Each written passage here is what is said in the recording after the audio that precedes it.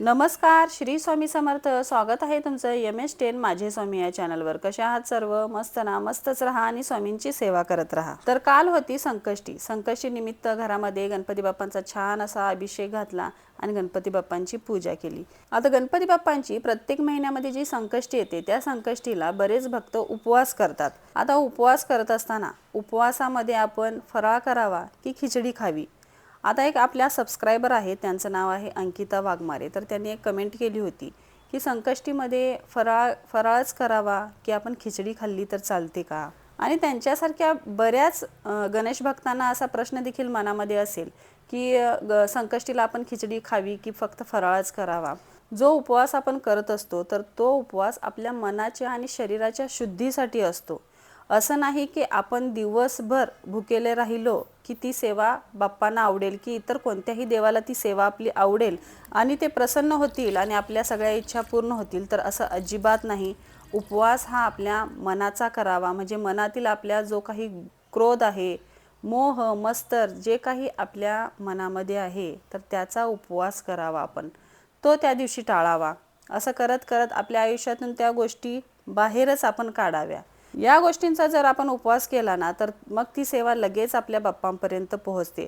असं नाही की आपण दिवसभर भुकेले राहिलो की देवाला ते लगेच आवडतं, किंवा आपली आई किंवा आपले वडील आपल्या लेकांना भुकेले ठेवतील का? त्यांनी दिवसभर भुकेले राहिले, त्यांनी काही खाल्लं नाही तर त्यांना बरं वाटेल का? उपवास हा करत असताना आपल्या वाईट विचारांचा करावा. हा उपवास जर तुम्ही केला तर नक्कीच तुमच्या आयुष्यात खूप चांगलं घडेल आणि खूप चांगले बदल तुम्हाला दिसून येतील जर तुम्ही या गोष्टीचा उपवास केला तर. कसा उपवास करायचा मी तुम्हाला सांगते. आता ज्या दिवशी तुम्हाला उपवास करायचा आहे त्या दिवशी ठरवायचं की मी आज दिवसभर मौन राहणार आहे, म्हणजे मौन व्रत मी धारण करणार आहे. म्हणजे कुठल्या वाईट बोलण्याचा किंवा काही सांगण्याचा वेळच येत नाही ना आपल्यावर. दुसरी गोष्ट आहे की मी आज दिवसभर कुणावरही रागवणार नाही किंवा कुणाच्याही बद्दल मी निंदा करणार नाही, कुणाबद्दल मी वाईट बोलणार नाही. अशा गोष्टींचा आपण उपवास केला पाहिजे. हे फराळ करणं किंवा खिचडी खाणं किंवा दुसरं काहीतरी खाणं याने काय होणार आहे? बरं, दुसरं एक कारण आहे की आपण फराळच का करावा किंवा खिचडीच का खावी? तर आता प्रत्येक भक्त आपल्या आपल्या परीने देवाला प्रसन्न करण्याचा प्रयत्न करत असतो. तर प्रत्येकाची भक्ती, प्रत्येकाची सेवा, प्रत्येकाची निष्ठा, विश्वास हे वेगवेगळ्या पद्धतीने तो देवाला सांगत असतो किंवा देवापर्यंत पोहोचवत असतो. आता बऱ्याच जणांना असं वाटतं की मी दिवसभर भुकेलं राहिलो तर देवापर्यंत माझी सेवा लवकर पोहोचेल. आता याच बाजूने दुसरा विचार पण असा आपण करू शकतो की मी आज दिवसभर अन्नाचा त्याग करणार आहे, फक्त मी देवाचं नामस्मरण करणार आणि फराळावर मी आजचा दिवस काढणार. अशा पद्धतीने पण आपण उपवास करू शकतो, मनामध्ये ही श्रद्धा ठेवून की मी या दिवशी फक्त देवाचं नामस्मरण करणार आहे आणि या दिवशी मी अन्नाचा त्याग करणार आहे. त्याग ज्या गोष्टीचा आपण करतो त्या गोष्टी स्वामींना किंवा इतर देवतांनाही खूप आवडतात. जिथे त्याग आहे तिथे आपले देव आपल्या पाठीशी उभे राहतात. त्याग म्हणजे वाईट गोष्टींचा त्याग आपण करावा. आता आपण दिवसभर नामस्मरण करण्याचा आपण त्याग केलेला आहे, म्हणजे आपण पण घेतलेला आहे की मी अन्न त्याग करणार आहे आणि दिवसभर नामस्मरण करणार आहे फक्त फराळावर. फक्त फराळ जर आपण केलं तर आपली बॉडी शुद्ध होतेच, आपल्या शरीरातील जे काही डिटॉक्स आहे ते बाहेर पडले जातात. एखाद्या दिवस आपल्या शरीराला, आपल्या पोटाला रिलॅक्स राहण्यासाठी आपण एक दिवस, 15 दिवसातून एक दिवस तर उपवास करावा फक्त फराळाचा, असं म्हटलं जातं. पण उपवासाच्याच दिवशी आपण नेमकं काय करतो? तेलकट पदार्थ जे काही असतात, खिचडी वगैरे ते आपण खातो. आता याची दुसरी पण बाजू आहे. आता आपली देवावर श्रद्धा आहे, निष्ठा आहे म्हणून आपण उपवास करतो.